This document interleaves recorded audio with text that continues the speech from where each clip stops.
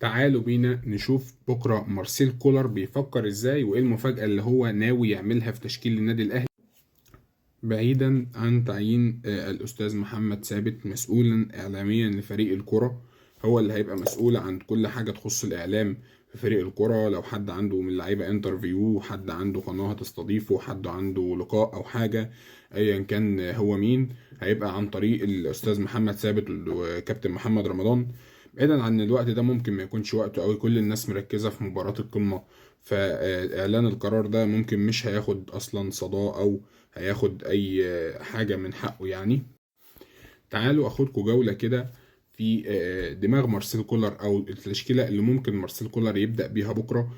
طبعا النادي الأهلي ما اعلنش أي قائمة لحد دلوقتي، وأي قوائم بتنزل هي اجتهادات فقط لا غير، ولكن هو المؤكد هو وجود أشرف بن شرقي داخل القائمة واستبعاد علي معلول زي ما احنا بنقول كل يوم في اللايف بتاعنا بالليل. طيب التشكيلة اللي ممكن مارسيل كولر يبدأ بيها، كولر بقاله 3 تمرينات بالظبط بيعامل مفاجأة في التشكيل، محدش من الإعلام كتير كان بيتوقعها. امبارح بس بدأت الناس تتكلم فيها. ايه هي المفاجأة دي؟ الكولر بيحضر للشناوي في حراسة المرمى، رامي ربيعة والعش.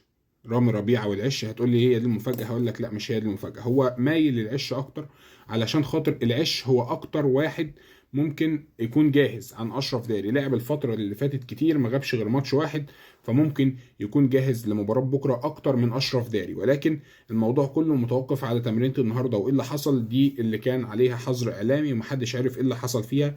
ففي قلب الدفاع هيبقى رامي او رامي والعش، او رامي واشرف داري. طيب وجهة نظري انا، لو ما بدأش برامي والعش يبدأ برامي واشرف داري والعش باك شمال. دي وجهة نظري وتمنياتي ان العش يلعب باك شمال. لكن مارسيل كولر لحد الان بيلعب برامي والعش، كريم الدبيس ومحمد هاني.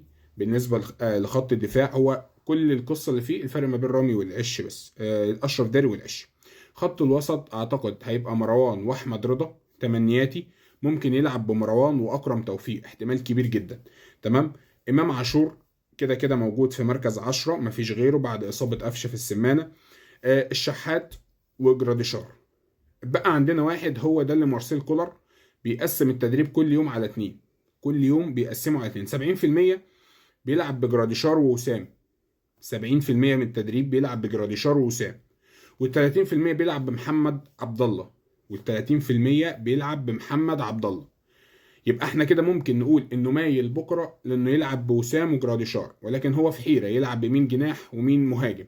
وجهة نظري انا، لو هيلعب بجراديشار وسام يبقى يلعب بوسام مهاجم وجراديشار جناح، بوسام مهاجم وجراديشار جناح. والا انا اصلا مش مع الفكره دي، مش مع ان هو يلعب بوسام وجراديشار دي نهائي خالص، لان انت بتخسر 2 المهاجمين اللي عندك من بدايه اللقاء وانت مش عارف ظروف اللقاء رايحه فين. انا وجهه نظري محمد عبد الله رجله في الملعب، العب بالشحات ومحمد عبد الله وجراديشار، وخلي وسام بديل قوي ودكه تقيله تكون معاك تحت اي ظرف في اللقاء. حتى لو هتبدا بيه من بدايه الشوط الثاني العب بالاثنين، ولكن من بدايه الشوط الثاني هتكون شكلها افضل. يعني انا لو ريحت وسام ابو علي هيبقى عندي على الدكه السوليه، عندي ندفيد، عندي اشرف بن شرقي، عندي داري او العش ايا كان هتبدا بمين، عندي الساعي، عندي كوكا، عندي دكه قويه.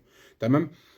وسام طبعا لو انا مش هبدا بيه. بالنسبه لموضوع اشرف بن شرقي، انا مش مع اشرف بن شرقي بكره كاساسي، لان الراجل غايب بقاله فتره طويله، وما تضحيش بيه في ماتش زي ده، ماتش الزمالك واصلا هو عليه لود. فانا مع ان هو يبقى بديل قوي وورقه تقيله على الدكه.